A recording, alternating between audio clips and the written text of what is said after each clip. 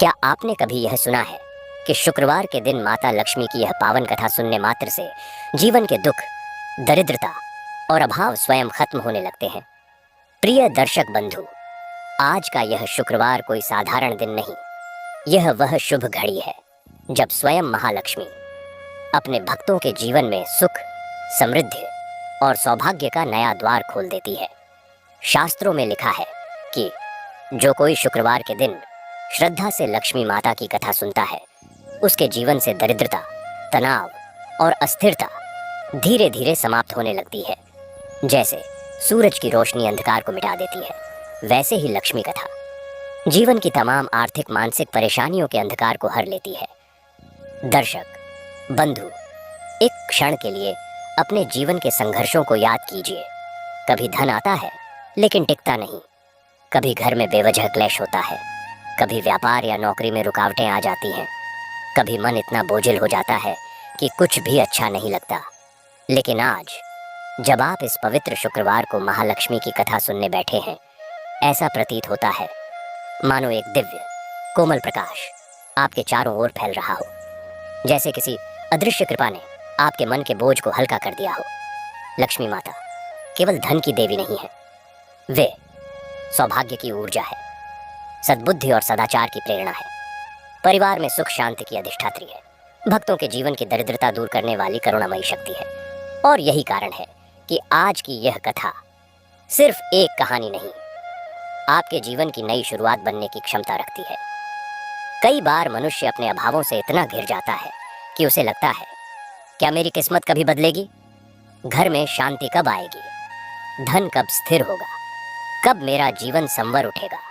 दर्शक बंधु, हो सकता है आज का यह शुक्रवार, यही क्षण आपकी उसी पुकार का उत्तर हो, क्योंकि जब भक्त की श्रद्धा और माता लक्ष्मी की कृपा मिल जाती है, तब चमत्कार होना स्वाभाविक है। इसलिए केवल सुनिए मत, हर शब्द को महसूस कीजिए, हर भाव को अपने भीतर उतरने दीजिए और संकल्प कीजिए कि आज की यह कथा आपके जीवन में शुभ परिवर्तन लेकर आएगी। तो आइए मन को शांत करें, हृदय में भक्ति का दीप जलाएं और महालक्ष्मी के पावन स्मरण के साथ इस दिव्य शुक्रवार कथा की यात्रा शुरू करें। लेकिन दर्शक बंधु, आगे बढ़ने से पहले एक महत्वपूर्ण बात, शुक्रवार की कथा केवल सुख समृद्धि ही नहीं देती, यह हमारा कर्तव्य भी बन जाता है कि इसे पूरी श्रद्धा और पूर्णता से सुना जाए। लक्ष्मी तंत्र में लिखा है, जो दिव्य कथा को अधूरा छोड़ देता है, वह केवल पुण्य से ही नहीं बल्कि माता की कृपा से भी वंचित हो जाता है। अधूरी कथा मन में भ्रम छोड़ती है और मार्ग को धुंधला कर देती है। और शुक्रवार की यह कथा अत्यंत महत्वपूर्ण है, क्योंकि यह देवी लक्ष्मी की कथा है, जो जीवन में धन देती है, शांति देती है, सौभाग्य बढ़ाती है और दरिद्रता के अंधकार को समाप्त कर देती है। इसलिए निवेदन है, आज की यह कथा अंत तक अवश्य सुने। हो सकता है कथा का कोई एक वचन, कोई एक प्रसंग, कोई एक संवाद आपके जीवन की दिशा बदल दे। दर्शक बंधु, जो लक्ष्मी कथा को श्रद्धा से सुनता है, उसके घर में समृद्धि, स्थिरता और सौभाग्य प्रवेश करता है। और जो इस कथा को दूसरों तक पहुंचाता है, उसके ऊपर माता लक्ष्मी का आशीर्वाद कई गुना बढ़ जाता है। यदि आप सच्चे सनातनी हैं, तो पवित्र कथाओं का प्रचार करना आपका कर्तव्य भी है और पुण्य भी। इसलिए इस वीडियो को प्रेम से लाइक करें, अपने परिवार और मित्रों के साथ शेयर करें और हमारे चैनल सनातन आराध्या को सब्सक्राइब करना ना भूलें, ताकि हर शुक्रवार आपको महालक्ष्मी की ऐसी दिव्य कथाएं और जीवन बदल देने वाले संदेश मिलते रहे। तो आइए शांति, विश्वास और भक्ति के साथ माँ महालक्ष्मी का ध्यान करते हुए इस पावन शुक्रवार की कथा की शुरुआत करते हैं। भारतवर्ष के किसी दूर दराज गाँव की, जहाँ जंगल थे, पहाड़ थे और छोटी सी नदी बहती थी। उस गांव में रहता था एक किसान, उसका नाम था रामचंद्र। वह बहुत मेहनती था, भोला भाला था, सीधा साधा था। वह सुबह सूरज निकलने से पहले ही उठ जाता और अपने खेतों की ओर चल पड़ता। उसके पास मूल रूप से कोई रुपए नहीं थे, धन नहीं था, जमीन भी बस इतनी ही थी कि 2 वक्त की रोटी मुश्किल से नसीब हो पाती। पर उसके पास थे 2 बैल, 2 ऐसे बैल जो उसकी सारी पूंजी थे, उसके सहारे थे, उसके साथी थे। उन बैलों के नाम थे हीरा और मोती। रामचंद्र उन दोनों बैलों को अपने बेटों की तरह प्यार करता था। उन्हें समय पर खाना खिलाना, पानी पिलाना, उनके शरीर पर हाथ फेरना, उनसे बातें करना, यही उसकी दिनचर्या थी। बैल भी उससे उतना ही प्यार करते थे। जैसे ही रामचंद्र हल लेकर आता, हीरा मोती स्वयं ही आगे बढ़कर जुट जाते। उनकी आंखों में सेवा का भाव झलकता। वे रामचंद्र की एक इशारे पर पूरा दिन खेत जोतते रहते, बिना थके, बिना रुके। गांव के लोग कहते, अरे रामचंद्र, तेरे ये बैल तो तेरी बात समझते हैं, जैसे इनमें आत्मा हो। रामचंद्र मुस्कुरा देता और कहता, ये मेरे लड़के हैं भाई, इन्हीं के बल पर मेरा घर चलता है। रामचंद्र की शादी हो गई थी। उसकी पत्नी का नाम था सुशीला। वह भी रामचंद्र की ही तरह दयालु, पवित्र और भक्तिमय हृदय वाली थी। वह सुबह शाम लक्ष्मी माता की पूजा करती, दीपक जलाती, फूल चढ़ाती। उसके पास चढ़ाने के लिए बहुत कुछ नहीं होता था, बस थोड़ा सा जल, एक फूल और अपनी अटूट श्रद्धा। वह माता से प्रार्थना करती, हे माता, हमें धन दौलत नहीं चाहिए, हमें ऐश्वर्य नहीं चाहिए, बस इतनी कृपा करना कि मेरे पति को इन 2 बैलों के सहारे खेतों में अच्छी फसल हो जाए, 2 वक्त की रोटी का जुगाड़ हो जाए। और हे माता, अगर तेरी कोई कृपा हो तो हमारे घर में एक बच्चे की किलकारी गूंज जाए। सुशीला की आंखों में आंसू आ जाते। संतान का सुख उनसे वंचित था, यही उनके जीवन का सबसे बड़ा दुख था। पर वे हिम्मत नहीं हारती थीं। वे विश्वास करती थीं कि एक न एक दिन माता लक्ष्मी की कृपा अवश्य होगी। समय बीतता गया। एक साल ऐसा आया जब आसमान ने रूखा रवैया दिखाया। बारिश नाम की कोई चीज नहीं हुई। धरती फटने लगी, तालाब सूख गए, कुएं के पानी का स्तर नीचे चला गया। ऐसे में रामचंद्र के लिए अपने खेत को सींचना मुश्किल हो गया। वह सुबह से शाम तक कुएं से पानी खींच कर लाता और अपनी फसल को बचाने की कोशिश करता। हीरा और मोती भी प्यास से बेहाल हो रहे थे। उन्हें पीने के लिए भरपूर पानी नहीं मिल पाता था। रामचंद्र अपनी जरूरत का पानी कम कर देता और बैलों को पिला देता। एक दिन ऐसी भीषण गर्मी पड़ी कि हीरा बीमार पड़ गया। उसने खाना पानी छोड़ दिया। रामचंद्र की आंखों में आंसू आ गए। वह हीरे के सिर पर हाथ फेरता रहा। अरे मेरे हीरा, उठो बेटा, तुम्हारे बिना मैं क्या करूंगा, तुम मेरी शक्ति हो। उसने गांव के पशु डॉक्टर को बुलाया, पर डॉक्टर ने कहा, रामचंद्र, यह पानी की कमी और गर्मी से हो गया है, इसे ठंडी जगह रखो, तरल पदार्थ पिलाओ। पर मुझे नहीं लगता तुम्हारे पास इतना पानी है। रामचंद्र निराश हो गया। उसने अपने घर का आखिरी बचा हुआ थोड़ा सा पैसा देकर दवा लाई, हीरे को पिलाई। सुशीला भी रात रात भर जागकर हीरे की सेवा करती रही। वह माता लक्ष्मी से प्रार्थना करती, माता, ये बैल हमारे लिए बच्चों की तरह है, इनकी रक्षा करना। आखिरकार 3 दिन के बाद हीरा उठ बैठा। रामचंद्र और सुशीला की खुशी का ठिकाना न रहा। पर यह खुशी ज्यादा देर न टिक सकी, क्योंकि बारिश न होने की वजह से उस साल उनकी फसल पूरी तरह बर्बाद हो गई। जो कुछ बचा था वह सूखे की भेंट चढ़ गया। अब रामचंद्र के सामने भुखमरी का संकट आ खड़ा हुआ। घर में अनाज का एक दाना तक नहीं बचा था। उधार लेने के लिए कोई तैयार नहीं था, क्योंकि सभी की हालत खराब थी। रामचंद्र ने हीरा मोती को लेकर गांव के एक साहूकार के पास जाने का फैसला किया। साहूकार बड़ा क्रूर था। रामचंद्र ने हाथ जोड़कर कहा, मालिक, कुछ अनाज दे दो, अगले साल फसल होते ही वापस कर दूंगा। साहूकार ने चुभती नजरों से हीरा मोती को देखा और कहा, अनाज तो मैं दे दूंगा, पर ब्याज बहुत ज्यादा लूंगा, और अगर तुम वापस नहीं कर पाए तो तुम्हारे ये दोनों बैल मेरे होंगे। रामचंद्र का दिल धड़क रहा था। अपने बैलों को गिरवी रखना उसके लिए अपने बच्चों को बेचने जैसा था। पर भूख के आगे उसकी कोई चारा नहीं थी। उसने आंखें मूंद कर हाँ कर दी। साहूकार ने एक बोरी अनाज दे दिया और रामचंद्र से एक कर्ज का बॉन्ड पर अंगूठा लगवा लिया। रामचंद्र का मन बहुत बोझिल था। वह अनाज लेकर घर लौटा। सुशीला ने जब यह बात सुनी तो वह रो पड़ी। प्रभु, यह कैसी विपत्ति ला दी आपने, अब हम क्या करेंगे? रामचंद्र ने उसे धीरज बंधाया। चिंता मत करो, माता लक्ष्मी हमारी रक्षा करेंगी। हम मेहनत करेंगे और जल्दी से जल्दी यह कर्ज चुका देंगे। उस रात रामचंद्र को नींद नहीं आई। वह अपने आंगन में बैठा आसमान के तारे गिन रहा था। तभी उसे एक विचित्र सी प्रकाश की किरण दिखाई दी। वह प्रकाश उसके छोटे से मंदिर की तरफ से आ रहा था, जहां सुशीला रोज माता लक्ष्मी की पूजा करती थी। रामचंद्र उठा और धीरे से मंदिर की ओर बढ़ा। देखता क्या है कि मंदिर में रखी माता लक्ष्मी की मूर्ति से एक मधुर दिव्य प्रकाश फूट रहा है। रामचंद्र भक्ति में डूबकर जमीन पर माथा टेक दिया। तभी उसने एक कोमल मधुर आवाज सुनी, रामचंद्र, तू निराश मत हो। तेरी भक्ति और तेरे परिश्रम से मैं प्रसन्न हूँ। तेरी और तेरी पत्नी की निष्काम भक्ति ने मुझे तुम्हारे घर खींच लिया है। रामचंद्र ने आंखें खोली तो देखा माता लक्ष्मी का एक स्वरूप दिव्य प्रकाश से घिरा हुआ उसके सामने प्रकट है। वह बोलती रही, संतान का सुख मैं तुम्हें अवश्य दूंगी, पर पहले तुम्हें एक परीक्षा से गुजरना होगा। तुम्हें मेरी व्रत कथा सुननी होगी और उसके अनुसार व्रत का पालन करना होगा। यह व्रत है महालक्ष्मी व्रत। इसे करने से न सिर्फ तुम्हारा कर्ज मिटेगा, बल्कि तुम्हारे घर में धन धान्य की भी कभी कमी नहीं होगी। और सबसे बड़ी बात, 1 साल के भीतर तुम्हें पुत्र रत्न की प्राप्ति होगी। रामचंद्र आनंद के आवेग में फूट पड़ा।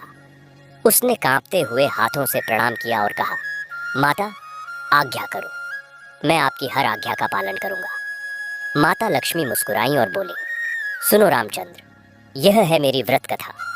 इसे तुम और तुम्हारी पत्नी दोनों मिलकर सुनोगे और समझोगे।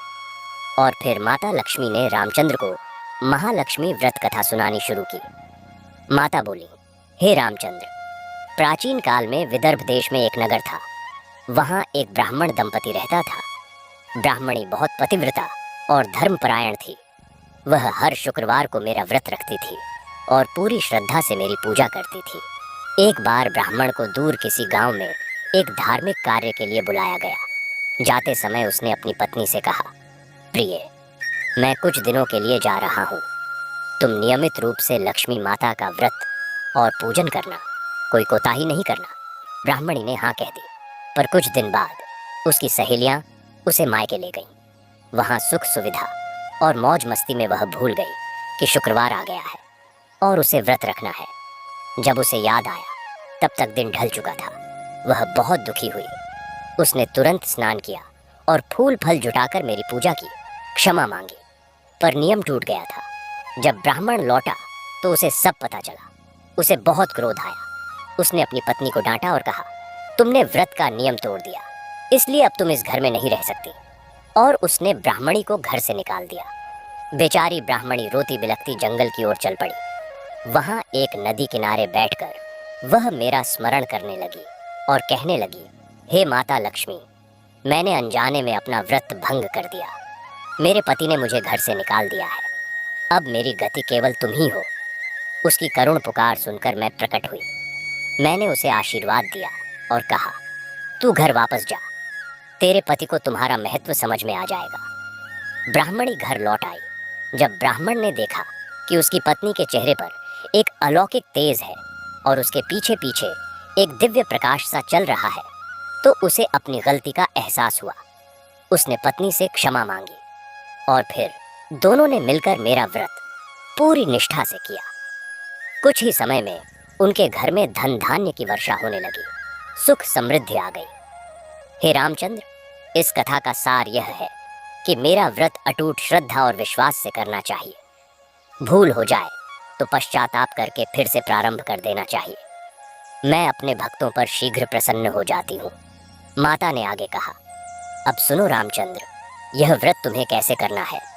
तुम और सुशीला दोनों आगामी शुक्रवार से इस व्रत का प्रारंभ करोगे। सुबह सूर्योदय से पहले उठकर स्नान करोगे, स्वच्छ वस्त्र पहनोगे, फिर मेरी मूर्ति या चित्र स्थापित करोगे, मुझे पंचामृत से स्नान कराओगे, फिर गंगा जल से। उसके बाद मुझे सुगंधित फूल चढ़ाओगे, विशेषकर कमल का फूल। धूप दीप जलाओगे।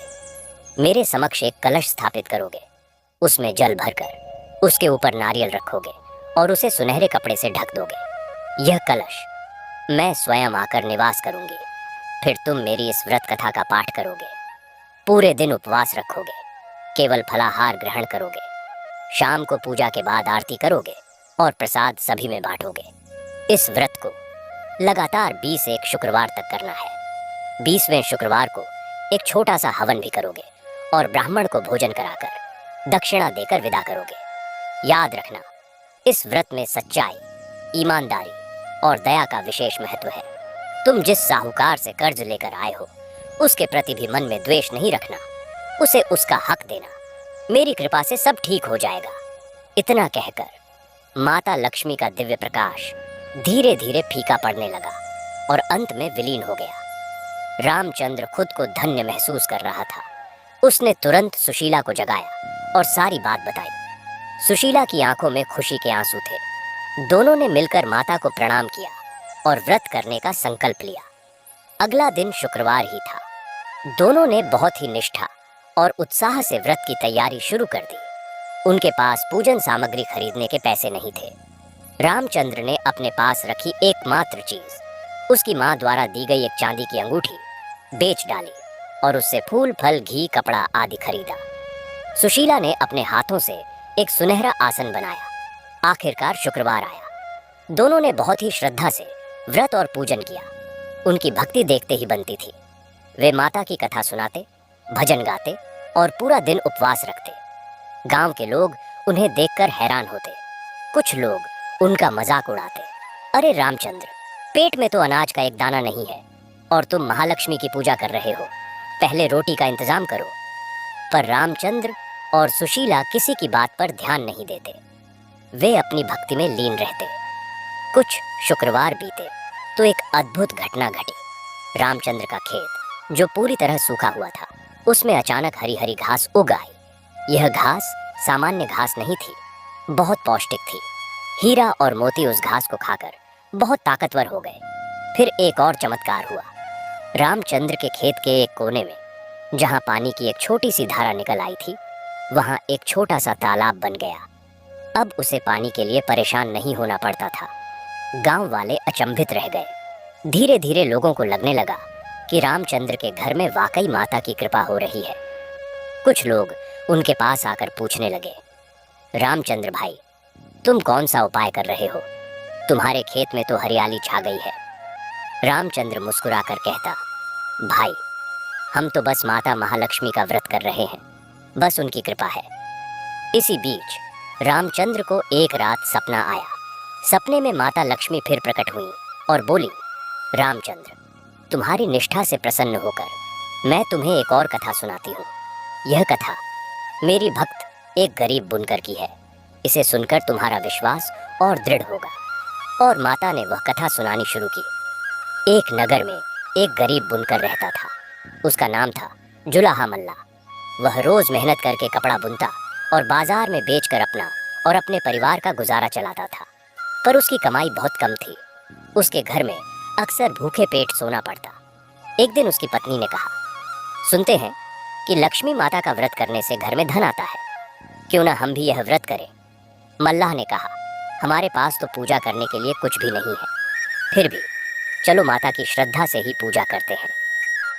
अगले शुक्रवार को दोनों ने सुबह स्नान किया। पूजा के लिए कुछ नहीं था। मल्लाह ने मिट्टी से एक छोटी सी मूर्ति बनाई, उसे पानी से स्नान कराया। उसने अपने बगीचे से एक जंगली फूल तोड़कर चढ़ाया। दीपक जलाने के लिए तेल नहीं था, तो उसने एक छोटी सी मोमबत्ती जलाई जो उसकी बेटी के जन्मदिन पर बची हुई थी। और फिर दोनों ने बैठकर पूरे मन से मेरी आराधना की, भजन गाए। उनकी इस सादगी और निष्काम भक्ति से मैं बहुत प्रसन्न हुई। मैंने एक साधारण स्त्री का रूप धारण किया और उनके दरवाजे पर जाकर खड़ी हो गई। मल्लाह की पत्नी ने दरवाजा खोला तो देखा एक स्त्री खड़ी है। उसने पूछा, बहन, तुम कौन हो? मैंने कहा, मैं एक यात्री हूँ, थक गई हूँ, क्या मुझे कुछ पानी मिल सकता है? मल्लाह की पत्नी ने तुरंत मुझे अंदर बुलाया, पानी पिलाया और बैठने के लिए कहा। मैंने देखा कि वे व्रत कर रहे हैं। मैंने पूछा, तुम किसकी पूजा कर रहे हो? मल्लाह ने कहा, हम गरीब हैं, कुछ खास नहीं कर पा रहे, बस माता लक्ष्मी का स्मरण कर रहे हैं। मैं मुस्कुराई और बोली, तुम्हारी भक्ति सच्ची है, माता अवश्य प्रसन्न होंगी। इतना कहकर मैं वहां से चली गई। पर जाते जाते मैंने अपनी अंगूठी, जो मैंने पहन रखी थी, वहीं छोड़ दी। जब मल्लाह की पत्नी ने वह अंगूठी देखी तो वह दौड़कर मुझे वापस करने आई, पर मैं गायब हो चुकी थी। वह लौट कर आई और अंगूठी मल्लाह को दिखाई। अंगूठी सोने की थी और उसमें एक बहुत कीमती हीरा जड़ा हुआ था। मल्लाह ईमानदार था। उसने अंगूठी बेचने के बारे में न सोचकर उसे सुरक्षित रख लिया और सोचा कि जब वह स्त्री फिर आएगी तो उसे लौटा दूंगा। अगले शुक्रवार को जब वे फिर पूजा कर रहे थे, मैं फिर उसी रूप में प्रकट हुई। मल्लाह ने तुरंत अंगूठी निकालकर कहा, बहन, तुमने यह अंगूठी छोड़ दी थी, ले लो। मैंने कहा, यह अंगूठी मैंने जानबूझकर छोड़ी थी। यह तुम्हारी ईमानदारी और भक्ति का उपहार है, इसे रख लो, इससे तुम्हारी गरीबी दूर हो जाएगी। इतना कहकर मैं अपने असली रूप में आ गई। मल्लाह और उसकी पत्नी मेरे चरणों में गिर पड़े। मैंने उन्हें आशीर्वाद दिया और अंतर्ध्यान हो गई। उस अंगूठी को बेचकर मल्लाह ने एक छोटा सा व्यवसाय शुरू किया और कुछ ही समय में वह धनवान बन गया। पर वह हमेशा मेरा व्रत करता रहा और गरीबों की मदद करता रहा। हे रामचंद्र, देखा तुमने, भक्ति में धन का नहीं, श्रद्धा का महत्व है। तुम भी सादगी से मेरी पूजा कर रहे हो, इसलिए मैं प्रसन्न हूँ। यह कथा सुनाकर माता ने रामचंद्र के सपने को समाप्त किया। रामचंद्र जब सुबह उठा तो उसके मन में अपार उत्साह था। उसने सुशीला को भी यह कथा सुनाई। दोनों की भक्ति और बढ़ गई। इसी बीच 20 शुक्रवार पूरे होने वाले थे। 19वां शुक्रवार आ चुका था। रामचंद्र और सुशीला ने हर शुक्रवार को बिना किसी रुकावट के व्रत किया था। उनके खेत में अब हरियाली थी, तालाब भरा हुआ था और हीरा मोती बहुत स्वस्थ और बलवान हो गए थे। गांव के कुछ लोग भी उनसे प्रभावित होकर व्रत रखने लगे थे। अब 20वां शुक्रवार आने वाला था। रामचंद्र के पास हवन की सामग्री और ब्राह्मण भोज के लिए पैसे नहीं थे। वह चिंतित था कि वह अंतिम दिन की पूजा कैसे करेगा। उसने माता से प्रार्थना की, माता, आपकी कृपा से इतना सब हो गया, पर अब यह आखिरी पड़ाव है। मुझे कुछ सूझ नहीं रहा, आप ही मार्ग दिखाइए। उसी रात रामचंद्र को फिर एक स्वप्न आया। स्वप्न में माता लक्ष्मी ने कहा, रामचंद्र, तू चिंता मत कर। कल सुबह तेरे खेत के उत्तर दिशा वाले कोने में जहाँ पीपल का पेड़ है, वहाँ तू जमीन खोदना। तुझे वहाँ एक छोटा सा खजाना मिलेगा। उसे तू हवन और दान का सामान खरीद लेना। पर याद रखना, वह खजाना केवल तेरे उपयोग के लिए नहीं है। उसमें से एक हिस्सा तू गांव के गरीबों में बांट देना। रामचंद्र सपने से उठा और सुशीला को सब बताया। दोनों ने माता का धन्यवाद किया। सुबह होते ही रामचंद्र हल लेकर उस पीपल के पेड़ के पास गया और धीरे धीरे जमीन खोदना शुरू किया। कुछ ही देर में हल की नोक किसी कड़ी चीज से टकराई। रामचंद्र ने हाथों से मिट्टी हटाई तो देखा एक पुराना मिट्टी का घड़ा दबा हुआ है। उसे बाहर निकाला। घड़ा बहुत भारी था। उसे खोलकर देखा तो अंदर सोने चांदी के सिक्के और कुछ आभूषण थे। रामचंद्र की आंखों में आंसू आ गए। उसने आसमान की ओर देखकर माता को प्रणाम किया। फिर उसने वह घड़ा घर ले जाकर सुशीला को दिखाया। सुशीला की खुशी का ठिकाना न रहा। दोनों ने मिलकर माता की आरती उतारी। रामचंद्र ने माता के आदेश का पालन किया। उसने उस खजाने को 2 भागों में बांटा। एक भाग से उसने हवन सामग्री, ब्राह्मण भोज के लिए सामान और अपने कर्ज को चुकाने के लिए रकम अलग रखी। दूसरा भाग उसने गांव के गरीब परिवारों में बांट दिया। गांव वाले हैरान रह गए। सबने रामचंद्र को धन्यवाद दिया और माता की जय जयकार करने लगे। आखिरकार 20वां शुक्रवार आ गया। रामचंद्र और सुशीला ने बहुत ही विधि विधान से पूजा की। एक साधारण सा हवन कुंड बनाया और हवन किया। एक ब्राह्मण को बुलाया, उन्हें भरपेट भोजन कराया और दक्षिणा दी। पूरे गांव को प्रसाद वितरित किया गया। व्रत का समापन हुआ। उस रात रामचंद्र और सुशीला गहरी नींद में सोए। सुबह जब उनकी आंख खुली तो एक और चमत्कार उनकी प्रतीक्षा कर रहा था। रामचंद्र ने देखा कि उसका वह सूखा हुआ खेत, जहां अभी तक केवल घास ही उगी थी, वहां हरे भरे धान के पौधे लहलहा रहे थे। यह कोई सामान्य फसल नहीं थी। हर पौधा सोने की तरह चमक रहा था। रामचंद्र समझ गया कि यह माता की असीम कृपा है।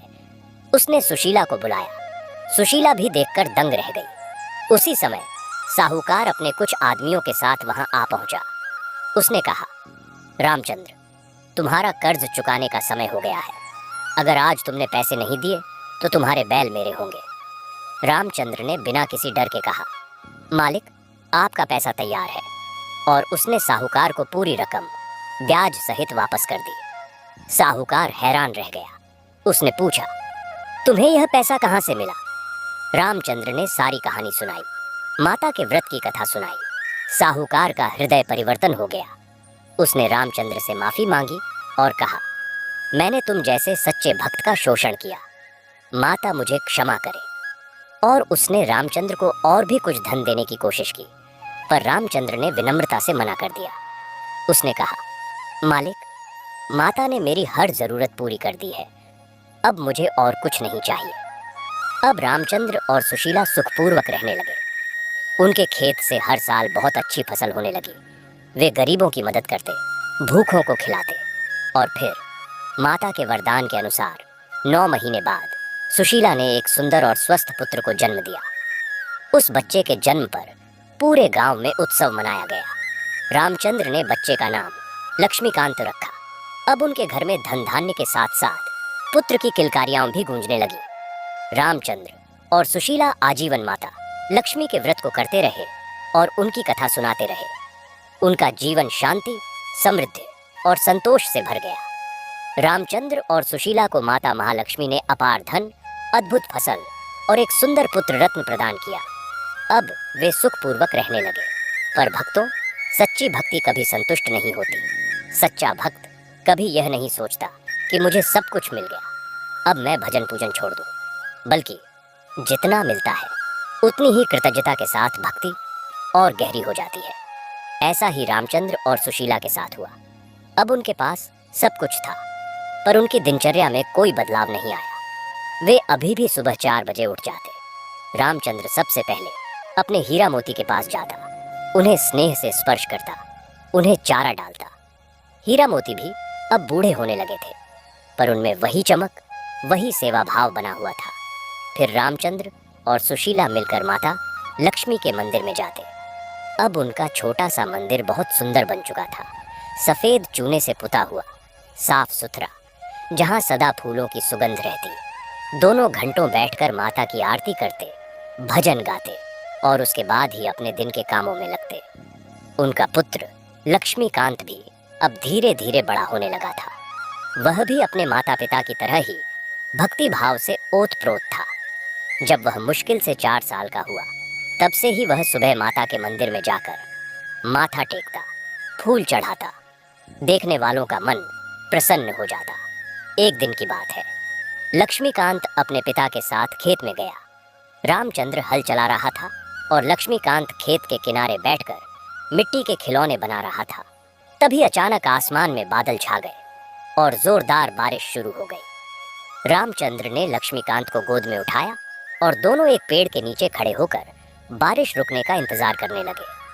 तभी लक्ष्मीकांत ने अपने पिता से एक सवाल पूछा, पिताजी, हमारे घर में इतना सब कुछ कहाँ से आया? हमारे पास इतना बड़ा खेत, इतने सारे अनाज और यह सुंदर मंदिर कैसे बना? रामचंद्र ने अपने बेटे को पेड़ के नीचे बैठाया और उसे पूरी कहानी सुनानी शुरू की। उसने बताया कि कैसे वे बहुत गरीब थे, कैसे हीरा बीमार पड़ गया था, कैसे साहूकार से कर्ज लेना पड़ा और फिर कैसे माता लक्ष्मी प्रकट हुई और उन्हें व्रत की दीक्षा दी। उसने महालक्ष्मी व्रत कथा और गरीब बुनकर की कथा भी सुनाई। लक्ष्मीकांत बड़े ध्यान से सुन रहा था। जब कहानी खत्म हुई तो उसकी आंखें चमक रही थीं। उसने कहा, पिताजी, तो माता लक्ष्मी हमारे घर में रहती है ना? रामचंद्र ने कहा, हाँ बेटा, वह हमेशा हमारे साथ है, बस हमें उन्हें भूलना नहीं है। लक्ष्मीकांत ने कहा, मैं कभी नहीं भूलूंगा पिताजी, मैं भी हर शुक्रवार को व्रत रखूंगा। और सचमुच अगले शुक्रवार से लक्ष्मीकांत ने भी अपने माता पिता के साथ व्रत रखना शुरू कर दिया। वह पूरे दिन केवल फलाहार करता, माता के सामने बैठकर भजन गाता। रामचंद्र और सुशीला को अपने बेटे में भक्ति का यह भाव देखकर बहुत खुशी हुई। समय बीतता गया। लक्ष्मीकांत अब 10 साल का हो गया था। वह पढ़ाई में बहुत तेज था। गांव के पंडित जी से संस्कृत और धार्मिक ग्रंथों की शिक्षा लेता था। एक दिन पंडित जी ने रामचंद्र से कहा, रामचंद्र, तुम्हारा बेटा बहुत प्रतिभाशाली है, इसे आगे की शिक्षा के लिए नगर भेजो, यहाँ इसकी प्रतिभा सीमित रह जाएगी। रामचंद्र और सुशीला के मन में एक द्वंद्व शुरू हो गया। एक तरफ बेटे की उज्जवल भविष्य की इच्छा थी, दूसरी तरफ उसे दूर भेजने का मोह और चिंता। उन्होंने माता लक्ष्मी से प्रार्थना की, हे माता, हमें मार्ग दिखाइए, हम क्या करें? उस रात रामचंद्र को फिर एक स्वप्न आया। माता लक्ष्मी उनके सामने प्रकट हुई और बोली, रामचंद्र, संतान को शिक्षा देना भी एक पुण्य कर्म है। तुम लक्ष्मीकांत को नगर भेजो, चिंता मत करो, मैं उसकी रक्षा करूंगी। और एक बात, जब वह जाए तो उसे अपने साथ मेरी एक छोटी सी मूर्ति दे देना, वह उसकी पूजा करता रहेगा। रामचंद्र ने आंख खोली तो उसका मन हल्का हो गया था।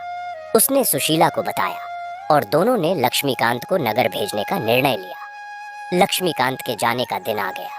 सुशीला ने उसके लिए खाना बनाया, कपड़े बनवाए। रामचंद्र ने उसे एक छोटी सी सोने की लक्ष्मी मूर्ति दी और कहा, बेटा, यह माता तेरी हमेशा रक्षा करेंगी।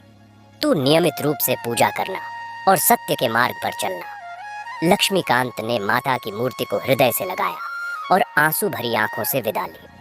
उसके जाने के बाद घर एकदम सूना सूना लगने लगा, पर रामचंद्र और सुशीला ने अपना धैर्य नहीं खोया। वे और भी ज्यादा लगन से माता की भक्ति में लीन हो गए। अब उन्होंने एक नया कार्य शुरू किया।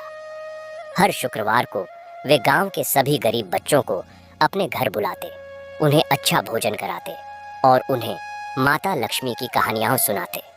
धीरे धीरे उनका घर एक छोटे से धार्मिक और सेवा केंद्र में बदल गया। गांव के लोग उनका बहुत सम्मान करते थे। इधर लक्ष्मीकांत नगर में रहकर पढ़ाई करने लगा।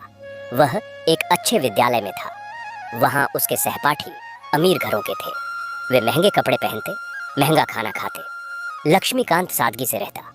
वह हर रोज सुबह अपनी माता की मूर्ति की पूजा करता, फिर पढ़ाई में जुट जाता।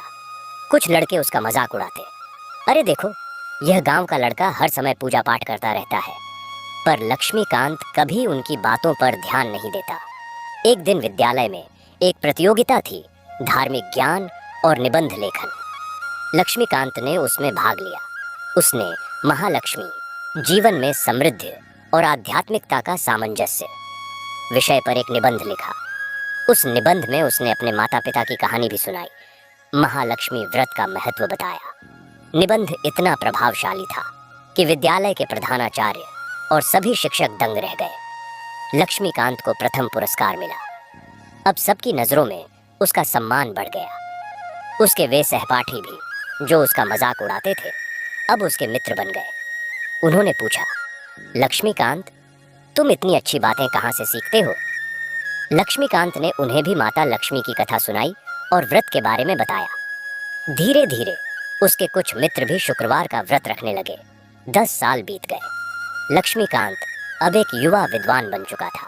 उसने अपनी शिक्षा पूरी कर ली थी और वह गांव लौट आया। गांव आकर उसने देखा कि उसके माता पिता अब वृद्ध हो चले हैं, पर उनके चेहरे पर वही तेज, वही शांति है।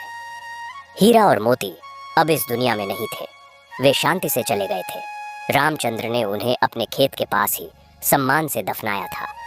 लक्ष्मीकांत के आने से घर में फिर से खुशियां लौट आईं।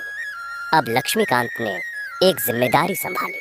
उसने गांव के बच्चों को निशुल्क पढ़ाना शुरू किया।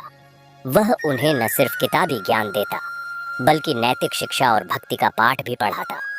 उसने अपने पिता से कहा, पिताजी, मैं चाहता हूं कि हम माता लक्ष्मी का एक बड़ा मंदिर बनवाएं, जहां सभी लोग आकर पूजा अर्चना कर सकें और जहां गरीबों को भोजन मिल सके। रामचंद्र को यह विचार बहुत पसंद आया। उन्होंने अपनी जमीन का एक हिस्सा मंदिर के लिए दान कर दिया। पूरे गांव ने मिलकर एक सुंदर मंदिर का निर्माण शुरू किया।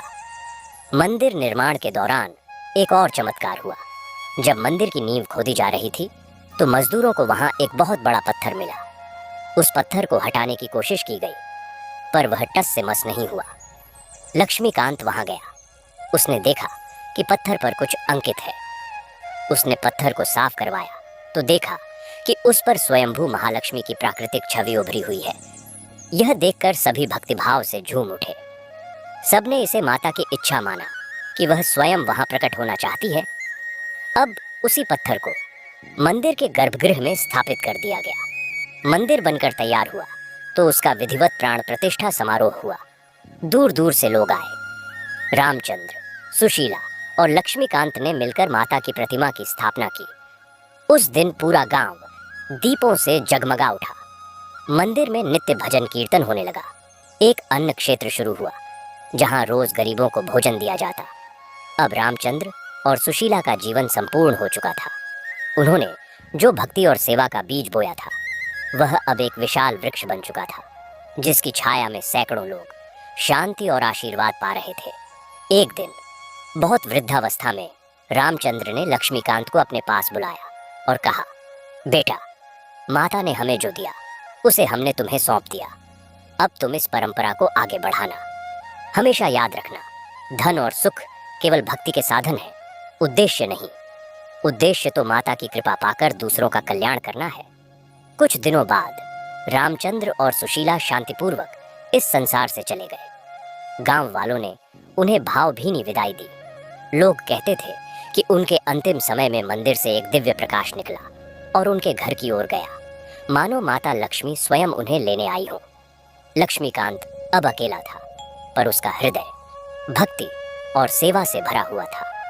उसने अपने माता पिता के आदर्शों को जीवित रखा। वह स्वयं विवाह नहीं किया, बल्कि अपना पूरा जीवन मंदिर और समाज की सेवा में लगा दिया। उसने गांव में एक छोटा स्कूल खोला, एक औषधालय शुरू किया।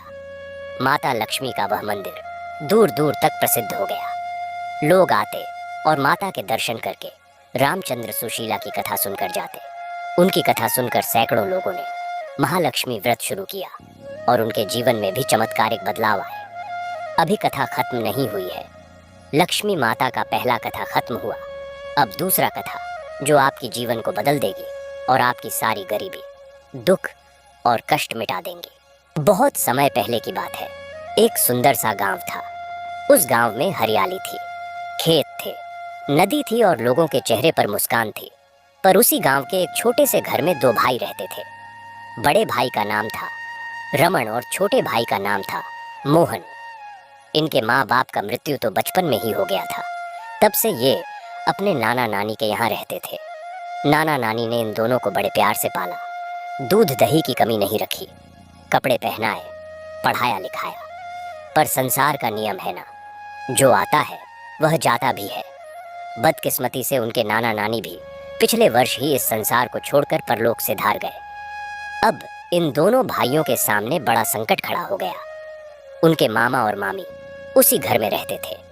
नाना नानी के रहते तो सब ठीक था, पर अब मामा मामी का व्यवहार एकदम बदल गया। वे दोनों भाइयों को अपने घर रखने के लिए मना करने लगे। उनकी नज़र में ये दोनों एक अतिरिक्त बोझ थे।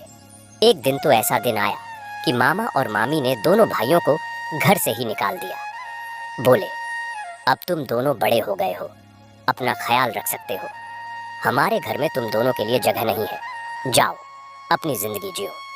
इसका एक कारण और भी था। दोनों भाइयों का आपस में मेलजोल नहीं बना था। वे हमेशा एक दूसरे से लड़ते झगड़ते रहते थे। छोटी छोटी बातों पर तू मैं शुरू हो जाती। रमन कहता, मोहन तू कामचोर है। मोहन कहता, रमन तू मुझे हमेशा दबाता है। एक रोटी के टुकड़े को लेकर, एक कपड़े को लेकर, एक बिस्तर को लेकर, हर चीज पर लड़ाई। मामा मामी को लगता था कि इन दोनों को साथ रखना हमेशा झगड़े का कारण बनेगा, इसलिए उन्होंने निकाल दिया। घर से निकले तो कहाँ जाए, गांव में कोई अपनाने वाला नहीं था। दोनों भाई सड़क पर भटकते रहे। आखिरकार पास के ही दूसरे गांव में एक लक्ष्मी माता का पुराना मंदिर था। वह मंदिर थोड़ा उजड़ा हुआ था। लोग पूजा तो करते थे, पर उसकी देखभाल ठीक से नहीं करते थे। दोनों भाइयों ने सोचा, चलो यही हमारा आसरा है। वे उसी मंदिर में रहने लगे। मंदिर का एक कोना उन्होंने साफ किया, वहीं सोते वहीं रहते। पर हैरानी की बात देखिए, दोनों की आपस में नहीं बनती थी, तब भी दोनों साथ रहते थे। क्यों? क्योंकि दुनिया में उनके अलावा और कोई था ही नहीं। वे एक दूसरे से नफरत करते थे, पर एक दूसरे के बिना रह भी नहीं सकते थे। यह देखकर वहाँ के गांव वालों को बड़ी जलन होती थी। वे कहते, अरे देखो इन दोनों को, हमेशा लड़ते हैं फिर भी साथ रहते हैं। कैसे लोग हैं, शायद पागल हैं। कोई कहता, मंदिर में रहकर भी इनके दिलों में इतनी दूरियां। माता लक्ष्मी तो समृद्धि और प्रेम की देवी है, यहाँ रहकर भी ये नहीं सुधरे। पर इन सब बातों का दोनों भाइयों पर कोई प्रभाव नहीं पड़ता था। गांव वाले क्या कर रहे हैं, क्या नहीं कर रहे, वे इसकी परवाह नहीं करते थे। वे आपस में ही लड़ते और रहते थे। पर उनकी लड़ाई भी ऐसी थी कि 2 मिनट में शुरू होती और 2 मिनट में खत्म हो जाती। गुस्सा तेज होता पर शांत भी जल्दी ही हो जाता। और एक बात, रोजाना सुबह उठकर वे नहाते जरूर थे और लक्ष्मी माता की पूजा भी करते थे। मंदिर की साफ सफाई हमेशा कर दिया करते थे। भले ही आपस में बात न करते हो, पर माता की पूजा एक साथ बैठकर करते थे। मंदिर साफ करने का काम भी बिना बोले ही बढ़ जाता था। रमन झाड़ू लगाता तो मोहन पानी छिड़कता, मोहन फूल चढ़ाता तो रमन दीपक जलाता, पर मुंह बंद, बातचीत नहीं। एक समय की बात है, वहां के जमींदार उनके पास आया। जमींदार बड़ा क्रोधित था। उसने दोनों भाइयों से कहा, सुनो, तुम दोनों हमारे गांव की इस मंदिर से चले जाओ। यह मंदिर गांव की संपत्ति है। तुम यहाँ क्यों रहते हो? तुम अपने घर पर जाकर रहो। दोनों भाइयों ने विनम्रता से बताया, साहब, हमारे पास कोई घर नहीं है। हमारे माँ बाप नहीं है, नाना नानी भी नहीं रहे। मामा मामी ने निकाल दिया। हमारे पास और कहीं जाने को नहीं है। हम मंदिर की सेवा करते हैं, पूजा करते हैं, कोई उपद्रव नहीं करते। पर जमींदार ने एक न सुनी। वह गांव वालों के बहकावे में आ चुका था। उसने गुस्से से बोला, यह सब मेरे को कोई मतलब नहीं। मैं नहीं चाहता कि तुम यहाँ रहो। 2 भाई होकर भी लड़ते हो। माता के सामने यह अशोभनीय है। तुम्हारी वजह से माता रुष्ट हो जाएंगी। चले जाओ यहाँ से। दोनों भाई समझ गए कि यह गांव वालों की चाल है। उन्होंने कुछ नहीं कहा। उस दिन शाम को माता लक्ष्मी के सामने दोनों ने सिर झुकाया, प्रणाम किया और धीरे धीरे मंदिर से निकल पड़े। कहाँ जाना है पता नहीं था, बस चलते रहे। रास्ते में रमन बोला, देख लिया ना, तेरी वजह से हमेशा लड़ता रहता है। मोहन ने जवाब दिया, मेरी वजह से? तू ही तो हर बात पर झगड़ा करता है। फिर दोनों चुप हो गए। अब लड़ने का भी मन नहीं कर रहा था। दोनों के मन में एक अजीब सा खालीपन था। मंदिर छूट गया था, वह आश्रय छूट गया था। अब क्या होगा? वे पास के ही एक दूसरे गांव की ओर बढ़े। वहां एक बड़ी नदी बहती थी। नदी के इस पार से उस पार जाने के लिए लोग नाव का इंतजार करते थे। नाविक था बूढ़ा, उसकी नाव भी पुरानी थी। दोनों भाइयों ने देखा कि लोगों को नदी पार कराने का यह एक अच्छा काम है। उन्होंने बूढ़े नाविक से बात की। बूढ़ा नाविक अकेला था। उसने दोनों को साथ रख लिया और नाव चलाना सिखा दिया।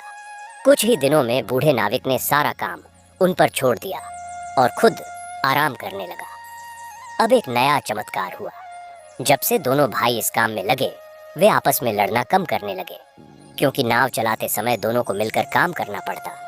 एक पतवार संभालता तो दूसरा नाव खेता। एक किनारे पर नाव रोकता तो दूसरा लोगों को उतारता चढ़ाता। उन्हें समझ आने लगा कि अगर मिलकर नहीं चलेंगे तो नाव डूब जाएगी और सारे सवारियों की जान जोखिम में पड़ जाएगी। धीरे धीरे उनमें समझदारी आने लगी, बातचीत भी होने लगी। हालांकि वह पुरानी कटुता पूरी तरह गई नहीं थी। जो भी पैसे मिलते, दोनों मिलकर भोजन खरीद कर खाते और बचा कर रखते थे। उनका एक सपना था, अपना एक छोटा सा घर बनाने का। जिस दिन उनका अपना घर होगा, उस दिन वे फिर से सुखी हो जाएंगे, ऐसा वे सोचते थे। पर भगवान की लीला निराली है। जो दुखी होते हैं, जो संकट में होते हैं, उन पर देवी देवताओं की दृष्टि जल्दी पड़ती है। दोनों भाइयों की इस कठिनाई, उनके संघर्ष और अब उनके धीरे धीरे बदलते व्यवहार को देखकर माता लक्ष्मी को दया आ गई। माता लक्ष्मी सोचने लगी, ये दोनों भाई मेरे मंदिर में रहते थे, मेरी पूजा करते थे, सफाई करते थे। अब इन पर संकट के बादल छाए हैं, पर इनमें परिवर्तन की संभावना दिख रही है। इनकी परीक्षा लेती हूँ, देखती हूँ कि इनके हृदय कैसे हैं। एक दिन माता लक्ष्मी ने एक वृद्धा स्त्री का रूप धारण किया। कपड़े फटे हुए, शरीर दुबला पतला, चेहरे पर थकान के भाव। वे नदी के किनारे पहुंची, जहां रमन और मोहन की नाव खड़ी थी। रमन उस दिन अकेला ही नाव संभाल रहा था। मोहन कुछ जरूरी सामान लेने गांव गया हुआ था। माता ने वृद्धा का रूप धरकर रमन से कहा, बेटा, क्या तुम मुझे नदी पार करा दोगे? रमन ने देखा बूढ़ी माँ बहुत थकी हुई लग रही है। उसने कहा, जरूर, आइए बैठिए। पर आपके पास पैसे हैं? नाव का किराया 1 पैसा है। वृद्धा ने दुखी स्वर में कहा, बेटा, मेरे पास कोई पैसा नहीं है। मेरा एक ही बेटा था, वह उस पार के गांव में रहता है। मुझे खबर मिली है कि वह बीमार है। मैं उसे देखने जा रही हूँ। मेरे पास कुछ नहीं है, सब कुछ बिक चुका है। कृपया मुझे पार करा दो। मेरा बहुत जरूरी काम है। रमन का दिल पसीज गया। उसने सोचा, अगर मेरी माँ होती तो कैसा लगता, और फिर हम भी तो माँ के प्यार से वंचित हैं। उसने तुरंत कहा, कोई बात नहीं, आप बैठ जाइए, मैं आपको मुफ्त में पार करा दूंगा। वृद्धा नाव पर बैठ गई। रमन ने पतवार संभाली और नाव खेने लगा। रास्ते में वृद्धा ने पूछा, बेटा, तुम अकेले ही नाव चलाते हो, तुम्हारा परिवार नहीं है? रमन ने अपनी सारी कहानी सुनाई। माँ बाप का देहांत, नाना नानी की मृत्यु, मामा मामी द्वारा निकाला जाना, मंदिर में रहना, गांव वालों और जमींदार द्वारा फिर से निकाला जाना, और अब यह नाव चलाने का काम। पर उसने एक बात नहीं बताई, अपने छोटे भाई मोहन के साथ लड़ाई झगड़े की। शायद उसे अब उस पर शर्मिंदगी हो रही थी। वृद्धा ने ध्यान से सब सुना और बस इतना कहा, बेटा, माता लक्ष्मी तुम पर दयावान होंगी। जो दूसरों की सहायता करता है उस पर माता की कृपा सदैव बनी रहती है। नदी पार करके रमन ने वृद्धा को किनारे उतार दिया। वृद्धा ने आशीर्वाद देते हुए कहा, बेटा, तुम्हारा भला हो, और फिर धीरे धीरे चली गई। रमन वापस नाव लेकर अपने किनारे की ओर लौटने लगा। तभी उसकी नजर नाव के एक कोने में पड़ी। वहां एक साधारण सा कपड़े का थैला पड़ा था। रमन ने सोचा, यह किसका है? शायद किसी सवार का छूट गया है। उसे लगा कि शायद उसके भाई मोहन का होगा। उसने थैला उठाया और नदी के आसपास देखा। कहीं कोई नहीं था जो इसे ढूंढ रहा हो। उसने सोचा, जब कोई आकर इसके बारे में पूछेगा तो मैं वापस कर दूंगा। शाम को जब मोहन वापस आया तो रमन ने उसे थैला दिखाया और पूछा, क्या यह तेरा है? मोहन ने कहा, नहीं, मेरा तो नहीं है, किसी सवार का होगा, कल कोई पूछने आएगा। दोनों ने थैला नाव के नीचे रख दिया। 1 दिन बीता, 2 दिन बीते, 3 दिन बीते, कोई भी उस थैले के बारे में पूछने नहीं आया। अब दोनों भाई परेशान होने लगे। क्या करें? थैला खोल कर देखें, पर उन्हें डर लग रहा था। रमन बोला, अगर किसी का थैला है और हम खोल कर देखेंगे तो वह आ जाएगा, तो हमें चोर कहने लगेगा, हमारी इज्जत मिट्टी में मिल जाएगी। मोहन ने कहा, लेकिन भैया, अगर इसमें कोई ज़रूरी चीज़ है, कोई दवाई है, कोई कागजात है, तो शायद मालिक को तलाश है। हो सकता है वह गरीब हो और इसी पर उसकी ज़िंदगी निर्भर हो। दोनों ने बहुत सोच विचार किया। आखिरकार चौथे दिन उन्होंने तय किया कि थैला खोल कर देखेंगे, ताकि अगर उसमें कोई पहचान का सामान हो तो मालिक तक पहुंचा सके। ध्यान रहे, उनकी नीयत साफ थी। वे चोरी करने नहीं, बल्कि मालिक तक सामान पहुंचाने की सोच रहे थे। थैला खोला तो दोनों की आंखें फटी की फटी रह गईं। थैले के अंदर सोने के मुद्राओं से भरा हुआ था। चमकदार, नए, खनखनाते सोने के सिक्के, इतने सिक्के कि उन्होंने जिंदगी में कभी नहीं देखे थे। दोनों का दिल धक धक करने लगा। यह किसका खजाना था? यह थैला उनकी नाव में कैसे आया? मोहन ने डरते हुए कहा, भैया, यह तो बहुत बड़ा खजाना है। अगर किसी धनी आदमी का है और उसे पता चला कि हमारे पास है तो वह हमें चोर बताकर जेल में डलवा देगा। रमन ने कहा, हाँ, तू ठीक कहता है, फिर से बंद कर देते हैं, किसी से कुछ नहीं कहेंगे। उन्होंने थैले को फिर से बांध दिया और नाव के एक गुप्त स्थान में छुपा दिया। पर अब उनकी रातों की नींद उड़ गई। वे हर पल इसी बात पर चर्चा करते कि यह थैला कहाँ से आया, किसका है, क्या करें।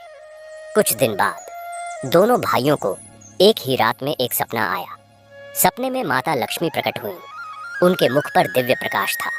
वे मुस्कुरा रही थीं। उन्होंने कहा, मेरे प्यारे बच्चों, मैं तुम दोनों की कठिनाइयों से परिचित हूँ। मैंने ही वृद्धा का रूप धरकर तुम्हारी परीक्षा ली थी। तुमने बिना पैसे लिए मुझे नदी पार कराया। यह देखकर मैं बहुत प्रसन्न हुई। तुम दोनों के हृदय में अभी भी दया और ईमानदारी है। वह थैला मैंने ही तुम्हारे लिए छोड़ा है। उसे स्वीकार करो और अपना जीवन सुधारो। सपना टूटा तो दोनों भाई एकदम उठ बैठे। उनकी आंखों में आंसू थे। उन्होंने एक दूसरे को सपने के बारे में बताया तो और आश्चर्य हुआ कि दोनों का सपना एक जैसा था। उन्हें यकीन हो गया कि यह माता लक्ष्मी की कृपा है। कुछ दिन बाद वही वृद्धा फिर से नदी किनारे आई। इस बार उसके चेहरे पर चमक थी, कपड़े भी अच्छे थे। रमन ने उसे देखते ही पहचान लिया। उसने खुशी से कहा, माँ, आप आ गईं। आपके बेटे का क्या हाल है? वृद्धा मुस्कुराई। बेटा, तुम्हारे आशीर्वाद से वह ठीक हो गया। तुम्हारी दया के कारण ही मैं समय पर पहुंच सकी। फिर उसकी नजर नाव के उस कोने पर पड़ी जहां थैला रखा था। हालांकि वह दिख नहीं रहा था, पर वृद्धा ने संकेत किया। वह बोली, बेटा, मैंने पिछली बार एक थैला यहाँ छोड़ दिया था, क्या तुमने देखा? रमन का दिल धड़क रहा था। उसने कहा, हाँ माँ, मिला था। मैंने सोचा कि आप ही का होगा। कहते हुए उसने थैला निकालकर वृद्धा को दे दिया। वृद्धा ने थैला लिया और बोली, नहीं बेटा, यह मेरा नहीं है। मैंने तो देखा था कि यह थैला तुम्हारे नाम से ही है, इसमें तुम्हारा नाम लिखा है। रमन हैरान रह गया। उसने थैले पर गौर से देखा, कहीं कोई नाम नहीं था। उसने कहा, माँ, यहाँ तो कुछ नहीं लिखा। वृद्धा मुस्कुराती रही। बेटा, जिसने दिया है उसने तुम्हारे नाम से ही दिया है। मैं सिर्फ एक माध्यम थी। यह थैला तुम्हारा ही है। तुम इसे रख लो और अच्छे कामों में इस्तेमाल करो। तुम दोनों भाइयों ने बहुत कष्ट सहे हैं। अब समय आ गया है कि तुम सुखी हो जाओ। इतना कहकर वह वृद्धा अचानक अदृश्य हो गई। दोनों भाइयों की आंखों के सामने से वह गायब हो गई, जैसे कोई धुआं हो। उन्हें अब पूरा यकीन हो गया कि वह कोई साधारण वृद्धा नहीं, बल्कि स्वयं माता लक्ष्मी थी। दोनों भाई भावुक हो गए। उन्होंने माता लक्ष्मी का धन्यवाद किया, नदी के किनारे ही प्रणाम किया। फिर उन्होंने थैला खोला। सोने के मुद्राएं चमक रही थीं। उन्होंने सोच समझकर उस धन का उपयोग करना शुरू किया। सबसे पहले उन्होंने अपने गांव में एक छोटा सा प्यारा सा घर बनवाया। फिर उन्होंने एक नई बड़ी नाव खरीदी ताकि ज्यादा लोगों को आराम से नदी पार करा सके। उन्होंने गरीबों को दान दिया, मंदिरों का जीर्णोद्धार करवाया और सबसे बढ़कर उन दोनों के बीच का मनमुटाव पूरी तरह खत्म हो गया। वे एक दूसरे के सबसे अच्छे मित्र बन गए। उनकी कहानी पूरे इलाके में मशहूर हो गई। लोग कहने लगे कि माता लक्ष्मी ने स्वयं आकर उनकी परीक्षा ली और उन्हें ईमानदारी व दया के लिए पुरस्कृत किया। गांव वाले जो पहले उनसे जलते थे, अब उनका सम्मान करने लगे। जमींदार ने भी उनसे माफी मांगी और इस तरह दोनों भाई माता लक्ष्मी की कृपा से धनवान, समृद्ध और सबसे बढ़कर प्रेम और एकता से भरपूर जीवन जीने लगे। उन्होंने कभी भी माता के दिए धन को अहंकार या फिजूल खर्ची में नहीं उड़ाया, बल्कि दूसरों की भलाई के कामों में लगाया और माता लक्ष्मी की कृपा उन पर सदैव बनी रही। सुनिए प्रिय श्रोताओं, अब हम दोनों भाइयों के उस समय में चलते हैं जब वे सबसे ज्यादा दुखी थे। जब मामा मामी ने उन्हें घर से निकाला तो उस समय की पीड़ा को शब्दों में बयान करना मुश्किल है। दोनों भाइयों के पास सिर्फ 2 जोड़ी कपड़े थे, एक लंगोटी और एक कुर्ता धोती। उनके पास खाने के लिए कुछ नहीं था। पहला दिन जब वे मंदिर में पहुंचे तो भूख से उनका बुरा हाल था। मंदिर में कभी कभी भक्त प्रसाद चढ़ा जाते थे, पर उस दिन मंदिर सूना था। रमन ने मंदिर के बाहर एक आम का पेड़ देखा। नीचे कुछ पके आम गिरे पड़े थे। उन्होंने वही आम उठाकर खाए। पेट भरने के लिए नदी का पानी पिया। रात हो गई। मंदिर में अंधेरा था। सिर्फ एक दीपक जल रहा था जो किसी भक्त ने जलाया होगा। दोनों भाई मंदिर के एक कोने में सिमट कर बैठे थे। चारों तरफ सन्नाटा। कभी चूहे की आवाज आती, कभी बिल्ली की। डर लग रहा था। मोहन जो छोटा था वह रोने लगा। वह बोला, भैया मुझे डर लग रहा है, मैं घर जाना चाहता हूँ। रमन ने जो खुद डरा हुआ था हिम्मत बंधाते हुए कहा, डर मत, मैं यहाँ हूँ। यह माता का घर है, यहाँ कुछ नहीं होगा। पर उसकी आवाज भी कांप रही थी।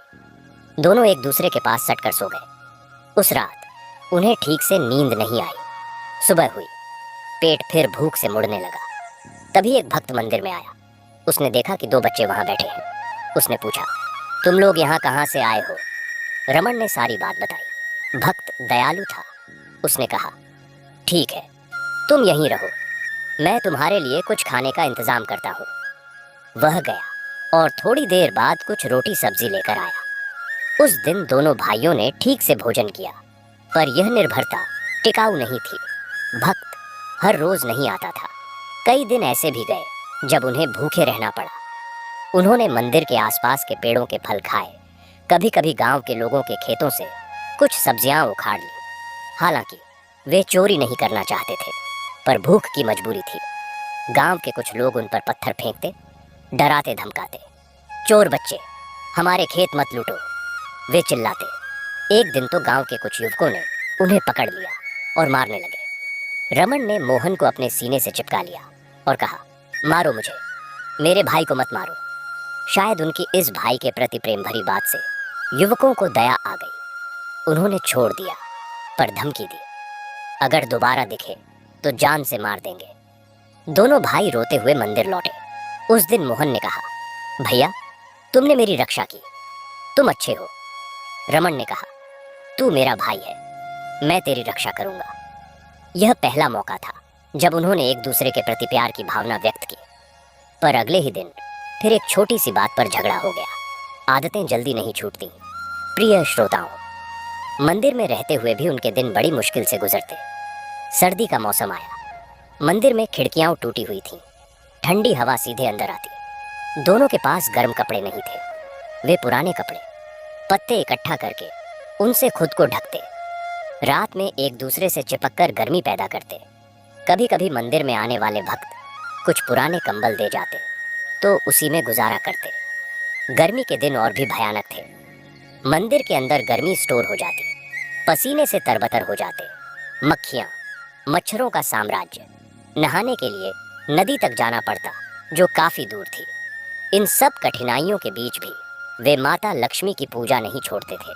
सुबह उठकर नदी में नहाते, चाहे सर्दी हो या गर्मी। फिर मंदिर आकर सफाई करते, फूल तोड़कर लाते, जंगली फूल, और माता के चरणों में अर्पित करते। उनके पास चंदन नहीं था, अगरबत्ती नहीं थी, घी के दीपक नहीं थे। वे मिट्टी के दीपक में तेल डालकर जलाते, जो तेल वे कभी कभी मंदिर में ही बचा हुआ पाते। उनकी पूजा सच्चे हृदय से होती थी। पर गांव वालों की नज़र में वे बदकिस्मत, गंदे, लड़ाकू बच्चे थे। कोई उनसे दोस्ती नहीं करना चाहता था। बच्चे उन्हें तंग करते, पत्थर मारते, बड़े उन्हें घृणा की नज़र से देखते। इस तिरस्कार ने उनके मन में और कड़वाहट भर दी। वे सोचते, दुनिया हमें ही क्यों सताती है, हमने क्या बुरा किया है। इस कड़वाहट का असर उनके आपसी रिश्ते पर पड़ता। वे एक दूसरे पर गुस्सा निकालते। जब जमींदार ने उन्हें मंदिर से निकाला तो यह उनके लिए सबसे बड़ा झटका था। मंदिर ही उनका अंतिम सहारा था। वहां से निकाले जाने पर उन्हें लगा कि अब सब कुछ खत्म हो गया। नदी किनारे चलते हुए उन्होंने सोचा भी कि क्यों न आत्महत्या कर ले, पर किसी अदृश्य शक्ति ने उन्हें रोक लिया। शायद माता लक्ष्मी की कृपा ही थी जो उन्हें संभाले हुई थी। नाविक के साथ काम करना शुरू किया तो थोड़ी राहत मिली। कम से कम रोज का भोजन तो मिलने लगा, पर काम भी बहुत कठिन था। गर्मी में नदी का पानी तपता, नाव की लकड़ी गर्म हो जाती, पैर जलने लगते। सर्दी में नदी का पानी बर्फ जैसा ठंडा, हाथ पैर सुन्न हो जाते। बारिश के दिनों में नदी उफान पर होती, नाव चलाना जोखिम भरा। कई बार नाव डगमगाई। दोनों भाइयों ने जान बचाई, पर इन सब कठिनाइयों ने उनमें धैर्य पैदा किया। और जब दो लोग मिलकर किसी संकट का सामना करते हैं तो उनके बीच की दूरियां कम होने लगती हैं। वे एक दूसरे पर निर्भर होने लगते हैं। रमन को लगने लगा कि मोहन बिना उसके काम नहीं चला पाएगा।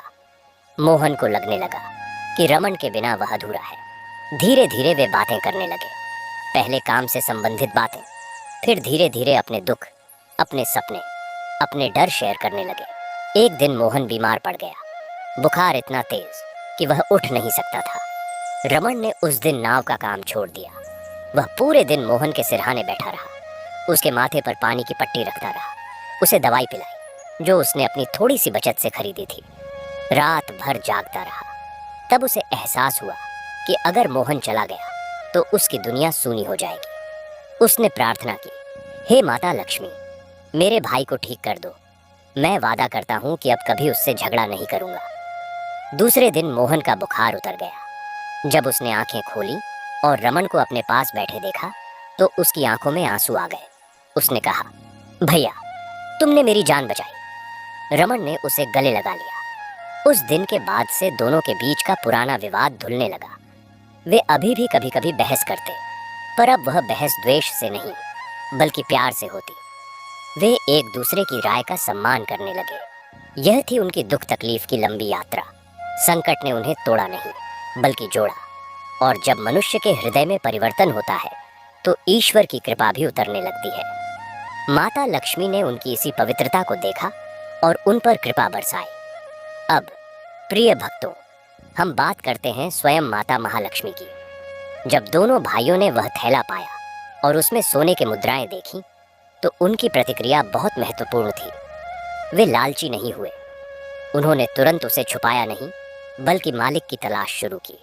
उन्होंने थैला खोलकर देखा तो सिर्फ इसलिए कि कहीं इसमें मालिक का पता हो। और जब उन्होंने सोने के सिक्के देखे तो डर गए। उनका डर यह नहीं था कि यह धन उन्हें नहीं मिलेगा, बल्कि यह था कि कहीं उन पर चोरी का इल्जाम न लग जाए। यही है ईमानदारी। माता लक्ष्मी ऐसे ही ईमानदार और दयालु हृदयों पर प्रसन्न होती है। वे केवल धन की देवी नहीं है, वे करुणा, दया, सत्यनिष्ठा और पवित्रता की भी देवी है। जो व्यक्ति इन गुणों से युक्त होता है उस पर माता की कृपा सदैव बनी रहती है। एक पुरानी कथा प्रचलित है माता लक्ष्मी के स्वभाव के बारे में। कहते हैं कि एक बार माता लक्ष्मी और माता सरस्वती में वाद विवाद हुआ कि मनुष्य के लिए क्या अधिक आवश्यक है, धन या विद्या। माता सरस्वती कहती थीं कि विद्या सब कुछ है, विद्या से ही धन आता है। माता लक्ष्मी कहती थीं कि धन के बिना विद्या का कोई मूल्य नहीं, क्योंकि भूखे पेट कोई पढ़ नहीं सकता। भगवान विष्णु ने उनका विवाद सुलझाने के लिए एक योजना बनाई। उन्होंने पृथ्वी पर एक गरीब ब्राह्मण के घर जन्म लिया। ब्राह्मण बहुत गरीब था, पर उसके हृदय में अपार भक्ति थी। वह रोज माता लक्ष्मी और माता सरस्वती दोनों की पूजा करता था। एक दिन माता लक्ष्मी ने उस ब्राह्मण की परीक्षा लेने का निश्चय किया। वे एक गरीब भूखी बुढ़िया का रूप धरकर उसके द्वार पर आईं और भिक्षा मांगी। ब्राह्मण के पास खुद खाने के लिए कुछ नहीं था, सिर्फ एक रोटी थी जो उसने अपने लिए बनाई थी। उसने वह रोटी बिना किसी हिचकिचाहट के बुढ़िया को दे दी। माता लक्ष्मी प्रसन्न हुई। उन्होंने वरदान दिया, तेरी गरीबी दूर होगी। थोड़े ही दिन बाद माता सरस्वती ने भी परीक्षा लेने का निश्चय किया। वे एक विदुषी स्त्री का रूप धरकर आईं और ब्राह्मण से शास्त्रार्थ करने लगी।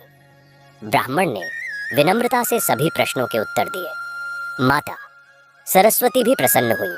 उन्होंने वरदान दिया, तेरी बुद्धि तेजस्वी होगी। अब दोनों देवियों के वरदान से ब्राह्मण के जीवन में परिवर्तन आया। उसकी बुद्धि इतनी तेज हो गई कि वह महान विद्वान बन गया। राजा ने उसे राज पंडित नियुक्त किया और माता लक्ष्मी के वरदान से उसके पास धन संपदा की कोई कमी नहीं रही।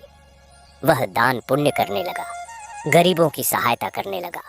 एक दिन भगवान विष्णु ने दोनों देवियों से पूछा, बताओ उस ब्राह्मण के लिए तुम में से किसका वरदान अधिक उपयोगी हुआ?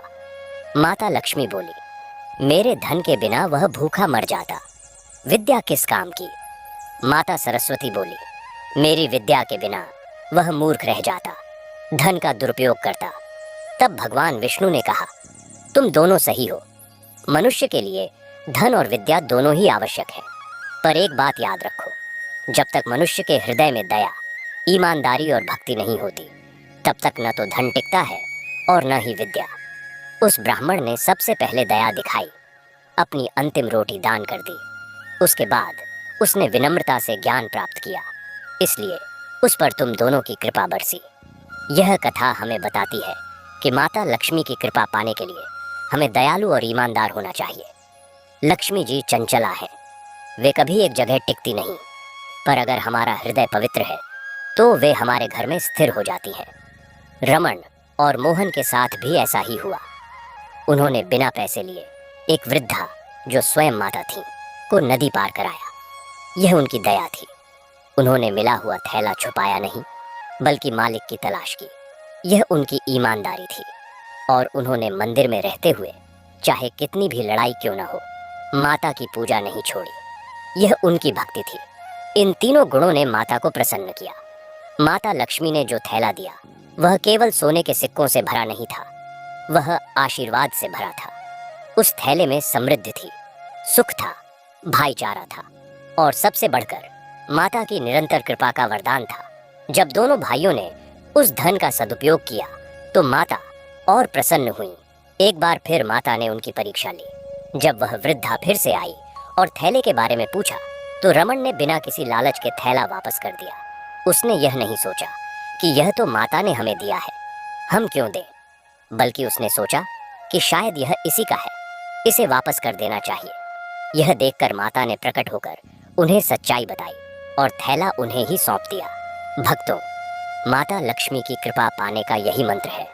निस्वार्थ भाव से देना, ईमानदारी से कमाना और भक्ति से उनका स्मरण करना। जो व्यक्ति लालच, ईर्ष्या और द्वेष में फंसा रहता है, माता उसके घर से दूर रहती है।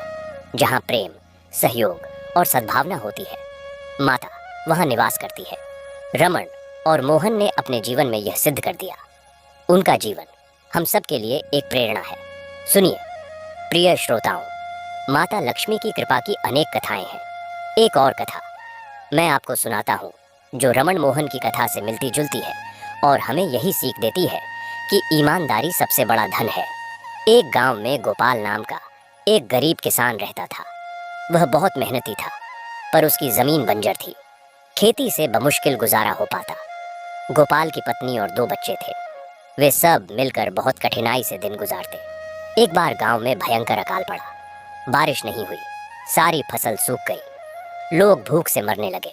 गोपाल के घर में भी अनाज खत्म हो गया।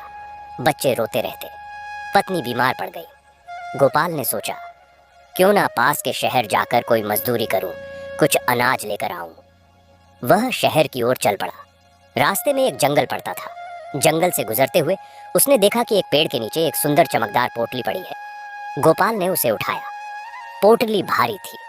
उसने खोलकर देखा तो आश्चर्यचकित रह गया। पोटली में हीरे जवाहरात थे, सोने के गहने थे। गोपाल की आंखें चमक उठीं। उसने सोचा, अब तो मेरी गरीबी दूर हो जाएगी। मैं इन्हें बेचकर अमीर बन जाऊंगा। मेरे बच्चों को अच्छा खाने को मिलेगा, अच्छे कपड़े मिलेंगे। पर तभी उसके मन में एक विचार आया। यह पोटली किसी की होगी, शायद किसी यात्री की छूट गई है। वह दुखी होगा। अगर मैं यह धन ले लूंगा तो शायद किसी की जान पर बन आए। हो सकता है यह किसी गरीब की जमा पूंजी हो, जिसे उसने बहुत मेहनत से जोड़ा हो। गोपाल का मन द्वंद्व में पड़ गया। एक तरफ उसकी अपनी गरीबी थी, भूखे बच्चे थे, दूसरी तरफ किसी और का धन। आखिरकार उसने निश्चय किया कि वह इस पोटली को नहीं रखेगा। वह उसी पेड़ के नीचे बैठ गया और इंतजार करने लगा कि शायद मालिक आएगा और इसे ढूंढेगा। दिन ढलने लगा, शाम हो गई, कोई नहीं आया। गोपाल ने सोचा, कल सुबह तक इंतजार करता हूँ। उसने पेड़ के नीचे ही रात बिताने का फैसला किया। रात को ठंडी हवा चल रही थी। भूख से उसका पेट चूर चूर हो रहा था, पर वह डटा रहा। आधी रात को एक व्यक्ति वहां आया। वह बहुत परेशान लग रहा था। जमीन पर नजरें गड़ाए कुछ ढूंढ रहा था। गोपाल ने पूछा, भाई क्या ढूंढ रहे हो? वह व्यक्ति बोला, मैं एक पोटली खो गया हूँ।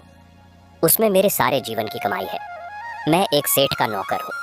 सेठ ने मुझे यह हीरे जवाहरात दूसरे शहर के एक व्यापारी तक पहुँचाने के लिए दिए थे। रास्ते में मुझे नींद आ गई। मैं इसी पेड़ के नीचे सो गया। जब उठा तो पोटली गायब थी। अगर मुझे नहीं मिली तो सेठ मुझे जेल में डलवा देगा। मेरा सब कुछ बर्बाद हो जाएगा। गोपाल ने तुरंत वह पोटली निकालकर उसे दिखाई। क्या यह तुम्हारी है? व्यक्ति की आंखें खुशी से चमक उठी। हाँ हाँ, यही है। ओह, तुमने मेरी जान बचा ली। उसने गोपाल के पैर पकड़ लिए। गोपाल ने उसे उठाया और कहा, तुम्हारी चीज तुम्हें मिल गई, यही बड़ी बात है। व्यक्ति ने पोटली खोली और उसमें से एक सोने का हार निकालकर गोपाल को देते हुए कहा, लो, यह तुम्हारे ईमानदारी का इनाम है। गोपाल ने मना कर दिया, नहीं, मैं इनाम नहीं लूंगा। मैंने तो बस अपना फर्ज निभाया है। व्यक्ति ने बहुत अनुरोध किया, पर गोपाल नहीं माना। आखिरकार व्यक्ति ने कहा, ठीक है, तुम इनाम नहीं लोगे, पर मेरा एक अनुरोध है। मेरे सेठ बहुत दयालु हैं, कृपया मेरे साथ चलो। मैं तुम्हें उनसे मिलवाना चाहता हूँ। वे तुम्हारी ईमानदारी की सराहना करेंगे। गोपाल ने सोचा, चलो, कोई हर्ज नहीं। वह उस व्यक्ति के साथ शहर गया, सेठ से मिला और सारी कहानी सुनाई। सेठ गोपाल की ईमानदारी से बहुत प्रभावित हुए। उन्होंने कहा, तुमने मेरे नौकर का और मेरा बहुत बड़ा उपकार किया है। मैं तुम्हें इनाम देना चाहता हूँ। गोपाल ने फिर मना किया, महाराज, मैंने कुछ नहीं किया। सेठ बोले, तुम मेरे लिए एक काम करोगे। मेरे पास एक बड़ा खेत है, पर कोई अच्छा किसान नहीं है जो उसे संभाल सके। क्या तुम उसकी देखभाल करोगे? तुम्हें उपज का आधा हिस्सा मिलेगा। गोपाल ने यह प्रस्ताव स्वीकार कर लिया। वह अपने परिवार को लेकर सेठ के खेत के पास एक घर में रहने लगा। उसने बहुत मेहनत से खेत संभाला।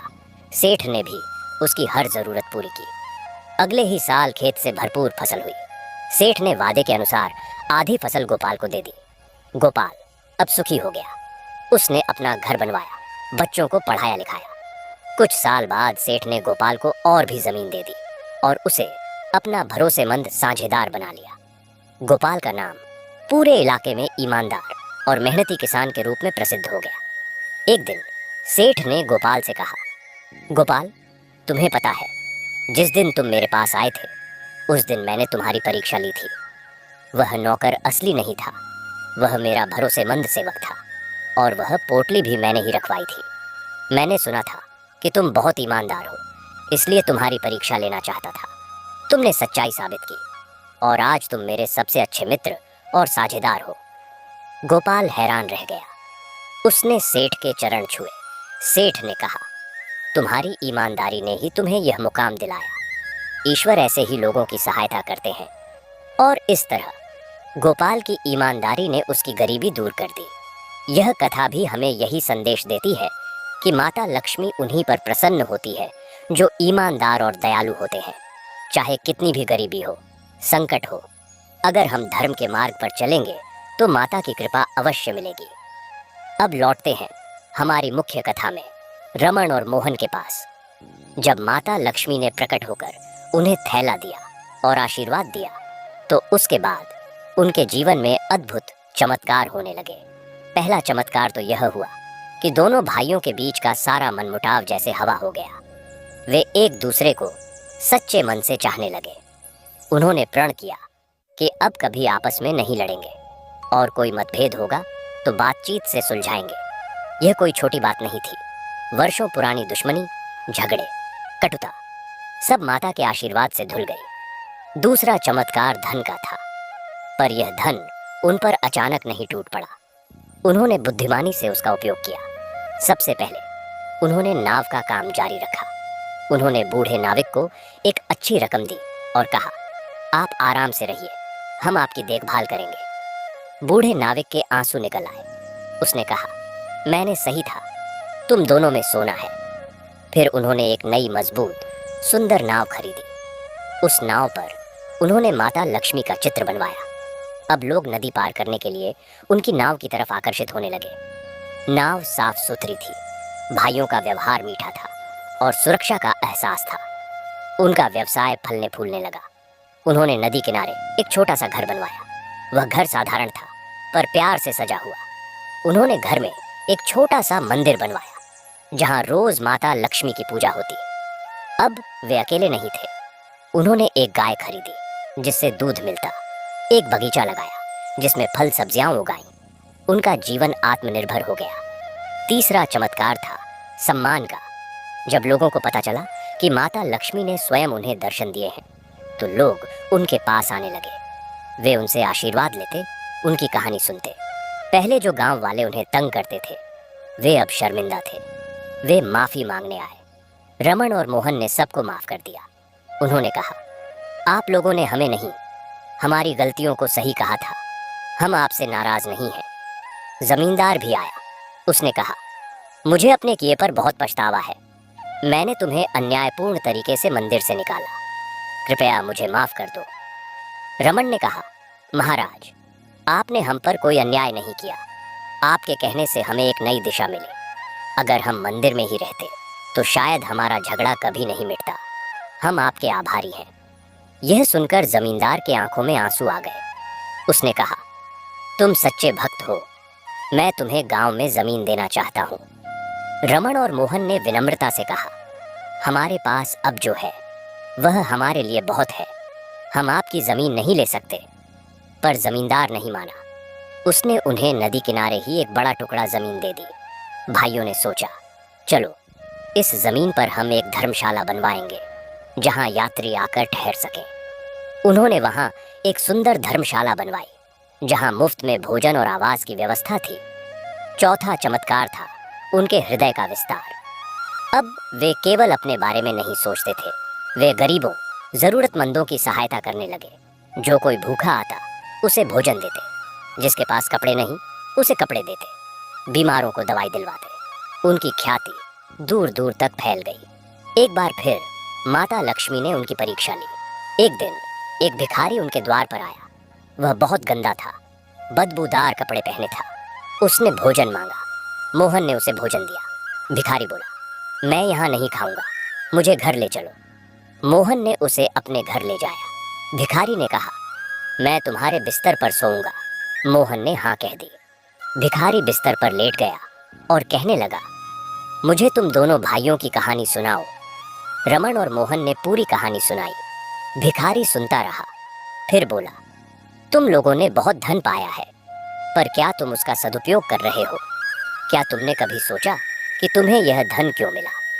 दोनों भाइयों ने कहा, माता लक्ष्मी की कृपा से मिला और हम इसका उपयोग दूसरों की भलाई में कर रहे हैं। भिखारी मुस्कुराया। अचानक उसके शरीर से दिव्य प्रकाश निकलने लगा। वह भिखारी स्वयं माता लक्ष्मी थीं। दोनों भाई घबराकर प्रणाम करने लगे। माता बोली, उठो मेरे प्यारे बच्चों, मैं तुम्हारी सेवा और निष्ठा से बहुत प्रसन्न हूँ। तुमने धन पाकर अहंकार नहीं किया, दूसरों की मदद की। तुमने अपने बीच का मनमुटाव दूर किया, इसलिए मैं तुम्हें एक और वरदान देना चाहती हूँ। माता और प्रसन्न हुई।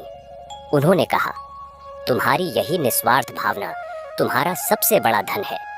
मेरा आशीर्वाद है कि तुम्हारे घर में कभी धन की कमी नहीं होगी, तुम्हारा प्रेम कभी कम नहीं होगा और तुम दोनों दीर्घायु होकर सुखपूर्वक जीवन व्यतीत करोगे। इतना कहकर माता अंतर ध्यान हो गई। उस दिन के बाद रमन और मोहन का जीवन और भी खुशहाल हो गया। कुछ साल बाद दोनों की शादी हुई। उन्होंने 2 सुंदर सद्गुणी कन्याओं से विवाह किया। दोनों परिवार एक ही बड़े घर में रहते थे, मिलजुल कर।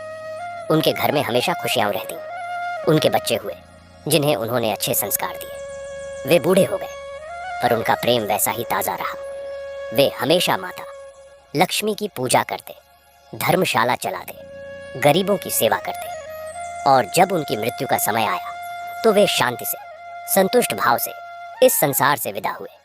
कहते हैं कि मरते समय उन्होंने माता लक्ष्मी के दर्शन किए जो उन्हें वैकुंठ ले जाने आई थी।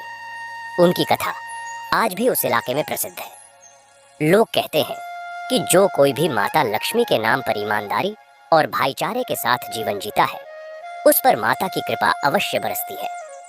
प्रिय भक्तों, यह थी रमन और मोहन की कथा, जो माता लक्ष्मी की असीम कृपा का प्रतीक है। इस कथा से हमें 3 बड़ी शिक्षाएं मिलती हैं। भाईचारा और प्रेम सबसे बड़ा धन है। भले ही रमन और मोहन आपस में लड़ते थे, पर उनके हृदय में एक दूसरे के प्रति प्रेम था। जब उन्होंने उस प्रेम को पहचाना और मनमुटाव दूर किया, तो माता की कृपा उन पर बरसी। ईमानदारी और दया सर्वोत्तम पूजा है। माता लक्ष्मी धन की देवी है, पर वे ईमानदारी और दया से ही प्रसन्न होती है। रमन ने बिना पैसे लिए वृद्धा को नदी पार कराया, यह दया थी। दोनों ने मिला हुआ थैला छुपाया नहीं, यह ईमानदारी थी। धन का सदुपयोग ही वास्तविक समृद्धि है। माता ने जो धन दिया, उसे भाइयों ने केवल अपने लिए नहीं बल्कि समाज के लिए खर्च किया। उन्होंने धर्मशाला बनवाई, गरीबों की मदद की। इससे माता और प्रसन्न हुई। आइए हम भी इस कथा से प्रेरणा लें, अपने परिवार में प्रेम बनाए रखें, ईमानदारी से जीवन जिए, दूसरों की मदद करें और माता लक्ष्मी की भक्ति में लीन रहें। माता की कृपा सदैव हम पर बनी रहे। अगर आपको यह कथा अच्छी लगी हो तो हमारे चैनल को अवश्य सब्सक्राइब करें और अपने जानने वाले को शेयर करें। वीडियो को लाइक करें और कमेंट में जय माता दी, जय श्री लक्ष्मी माता की जय लिख दें।